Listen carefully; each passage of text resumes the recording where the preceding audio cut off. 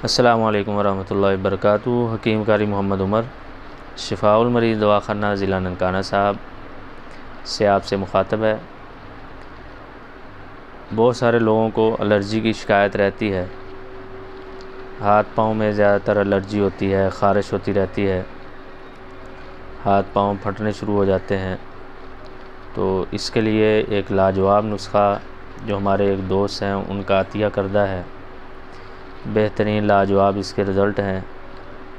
आप भी बनाएं और फ़ायदा उठाएं, इंशाअल्लाह इससे बहुत फ़ायदा होगा। 3 चीज़ें हैं सिर्फ़। आपने लेनी है रसौंत, शातरा और दमासा। ये तीनों चीज़ों को लेकर अच्छी तरह पिसवा लें और आधी आधी चम्मच सुबह शाम इस्तेमाल करें। लगाने के लिए सादा वैज़लीन ही लगाएं।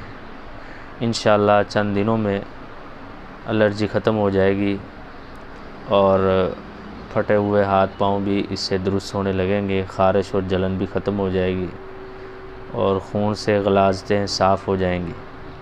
दुआओं में याद रखें। हकीम कारी मोहम्मद उमर, शिफाउल मरीज़ दवाखाना ज़िला ननकाना साहिब।